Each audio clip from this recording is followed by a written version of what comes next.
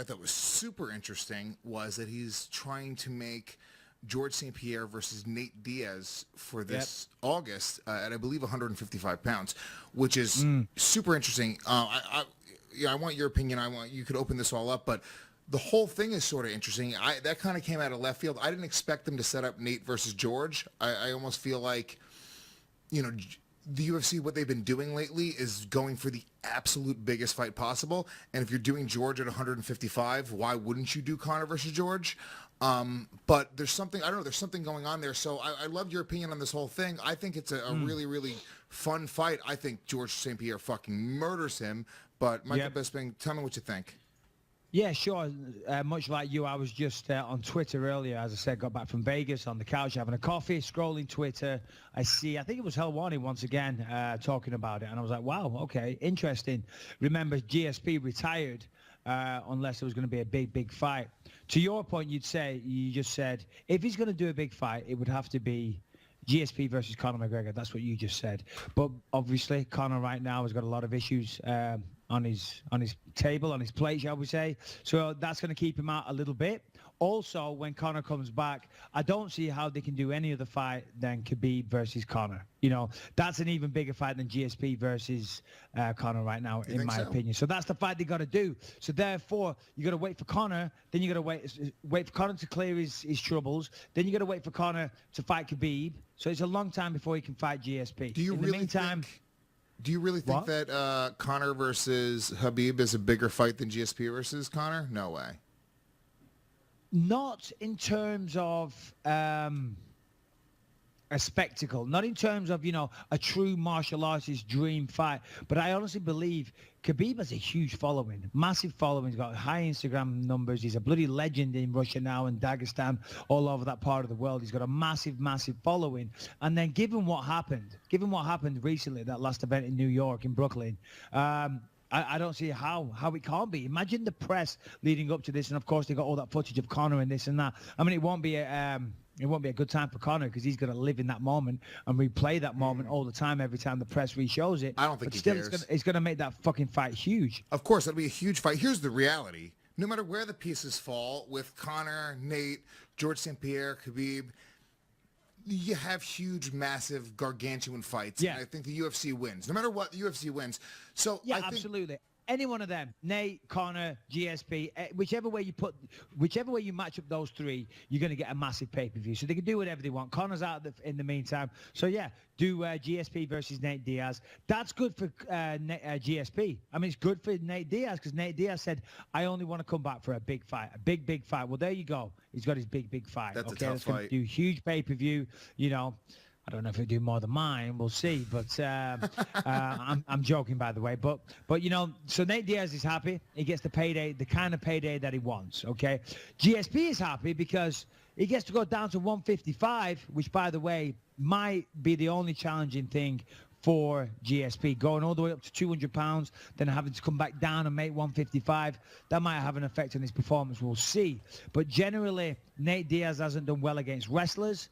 He's not fast. He's not explosive like GSP is. So, I mean, that's a big payday that everyone's going to watch and a relatively easy night at the office, in my opinion, for George St. Pierre. Agreed. So, again, that's a win-win for George St. Pierre. So, yeah, if you're George St. Pierre and they offer you that, you say, yeah, of course, I would take the fight. No my problem. God. Rory McDonald, he sort of set the blueprint for the way you could beat Nate Diaz, that style. And I think George St. Pierre is going to be a massive, massive, massive problem for Nate. And I'm a huge fan of the Diaz brothers. Love them. Would never, ever root against them.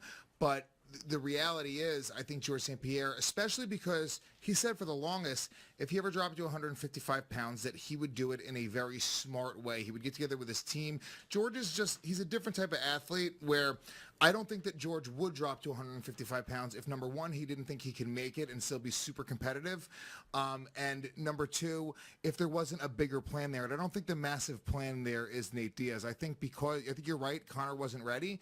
And because Conor wasn't ready, he said, you know what, I'm going to do a test cut to get down to 155, massive fight against Nate. And then you set up a huge fight against Conor McGregor. Whether Conor wins or loses to Khabib, it doesn't matter. You can set up that huge fight, GSP versus Conor McGregor, New Year's Eve, November, Madison Square Garden, whatever it is, and get maybe the biggest pay-per-view of all time.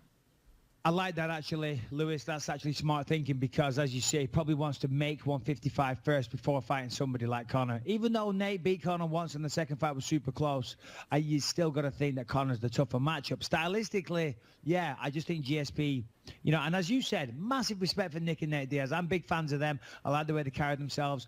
I like watching them fight. They always bring it each and every time. But I'm just talking stylistically, skill-wise, skill sets. Yeah, GSP beats him all day. He's more explosive. He's stronger. He's got fantastic wrestling. Jiu-jitsu-wise, he can match Diaz, and he's better on the feet. He's a better athlete. The only thing that Diaz has is he's got more of that real fighting grit, but GSP's always done well against that anyway. Also, lots of submissions off his back, too. I don't know that Conor's the better or the more difficult matchup for GSP. I think Conor's definitely more athletic and a more explosive striker, but I think Nate is a really, really great striker, really great boxer.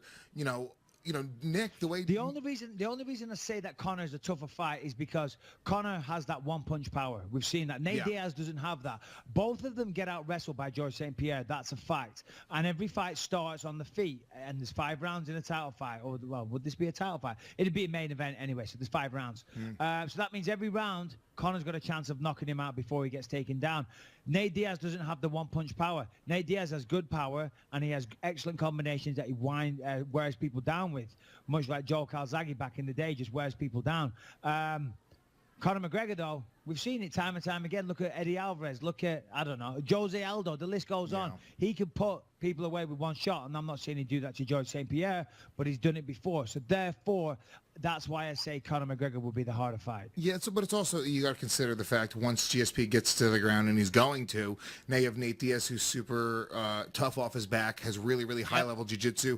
Granted, George St. Pierre, look, dude, when have you seen somebody just punch George St. Pierre and put him out? Matt Serra technically hit him, and he tapped his strikes, but he was just shocked. George St. Pierre was more shocked than anybody else watching it. He was like, wait, what? Matt Serra just punched me in the fucking face, and he started tapping like a lunatic. As the complete narcissist that I am, I feel that I once again have to explain that I had torn cartilage in my ribs when we had that fight, and it was a shitty performance from me, because this is breaking my fucking heart. We're like, oh, yeah, George St. Pierre this, and he might beat him, and this guy might beat him. I'm like, motherfucker chokes me out. But let me tell you, I had torn cartilage, and I know I've said it, but I'm just throwing it out there for anyone that didn't know that. That's why I lost to George St. Pierre, and he got very fucking lucky that night. But God bless him. God bless him. God bless him. You posted that thing to Instagram, which was so fucking funny, dude, because I don't really know too many British people, but pull up Mike's Instagram if you can. It was just sort of like a translation, speaking to a British person, what it really means. Oh, yeah. Did I delete that? I think I did. Did you delete it? You're such a pussy. You post such funny stuff, and then you delete it because you're afraid somebody's going to get offended. No one was going to get offended. That's not why I deleted it. I deleted it because, like, if you go to my page, and you look at it aesthetically, it's not pleasing. It's had its moment in the sun. It had the likes. It had the comments. It had the engagement level. It made everybody laugh. But it doesn't have to have a permanent presence on my page. Does that make sense? Aesthetically, it doesn't look as good when you look at you're a fucking chick. You really are. I look at every hair that's perfect on your head. Like every hair. It took you 45 minutes to do your hair for this podcast. Let me tell you this right now, and this is God's honest truth. This takes me about 30 seconds. In fact, less than that. I use Rebels Refinery hair gel. Whoa. They don't pay us. Instagram, Rebels Refinery. It's good shit. Men's fine grooming products. This is not an ad, so go fuck yourself. I do a little bit in the hands, and then, ooh, baby. There we go. Yeah. You've got it, Lewis. It's true. When you've got it, you've got it. I'm very jealous. Definitely don't have it. Hair I'm talking about. Yeah, I'm reminded of that and every I'm not day. A chick. But what was that thing? What was that picture? Where was it? Oh, is it up there, Shannon, or no? Yeah, you deleted it. No, it was funny though. It was very good though. But yeah, anytime Michael says "God bless you," he's saying "Go fuck yourself." Yeah, no, it is. Yeah, hold on. Where is it? Let me find it. Anyway, whatever. In the meantime, I'll say go to our Instagram, or not Instagram, I'm sorry, go to our iTunes, leave us a 5-star ranking and a positive review. Let everyone know that you love the BYM podcast. I'm telling you right now, we're taking over the MMA podcast world. Look, there's other podcasts out there. You got Jim Norton and fucking Maddie Sarah. I love those guys. They're great. Are they believing in me? Probably not. Fighter and the Kid, great, brilliant guys. Do you listen to it much? I don't listen to other people's shit. I'm listening to another dude talking to a microphone. This is what I do for a living. Yeah, I find myself, and I know this is like, I'm very, very late to the party here when I say this. Fucking YouTube is great, man.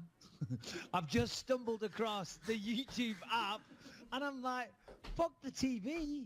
I'm all about the YouTube. I'm sitting there, my wife's, what you doing? I'm like, scrolling YouTube. And that's where I look at little bits of podcasts. I look at little bits of Joe Rogan. I listen to Joe Rogan. Obviously, his podcast is amazing. You know, I listen to little snippets, the highlights, if you will. Yeah.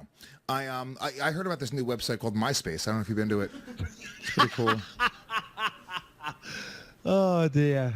Yeah. MySpace. Oh, well, actually, Harrington just sent me a little thing. He said... Nate versus GSP is targeted as the co-main event underneath Luke Rockhold. No, not underneath Luke Rockhold. Cody versus TJ. Cody versus TJ. Oh, let's talk about Cody. All right, let's take a minute to talk about Cody. That reminds me. You want to talk about Cody? Why? What have you got to say about Cody? Okay, so I guess Rogan on his podcast is. Let me pull this up because I don't want to get this. Cody or Colby? Colby Covington or Cody No Love? Oh, I'm sorry. I think you and your friend Harrington, that is probably 3 feet away from you, you can make eye contact, but yet me, who's on the other side of America, through headphones and the digital talents of a computer, who is not even on the screen, I can see clearly that he said Cody, not Colby. Yeah. But yet you're sat right next to him in New York and you still think he said Colby. Yeah, I definitely fucked that one up. Yeah. Definitely. Hey, you know, here's the thing, though. The difference between me and other people in the world is I'm willing to admit my mistakes and learn from them and then move on and become a better broadcaster because of it. I am the same way. Yeah. This is why we have the best MMA podcast in the world, because we grow every week. We don't try to be perfect. We don't edit things out. We just say, fuck it, dude. Let's come together, have a conversation. Whatever happens, happens. Yeah, we never, ever edit anything out. Not entire episodes. Yeah, you know, we have an entire episode, little bits here. I was like, oh, shit, Lewis. Just so people know, sometimes after a show, I say, oh, dude, we got to take that bit out, man. We got to take that bit out. We cannot have that in there. So, do you remember? Yeah. I'm not going to say who, but at one point you were like, you called somebody racist, like a person that you know, and you're like, oh, no. That was the radio show. But don't say the name. I'm not saying the name. Oh, yes, it was the radio show. Just don't say the fucking name. I'm not. It's not out there. You made them edit it out. And then I did. Yeah.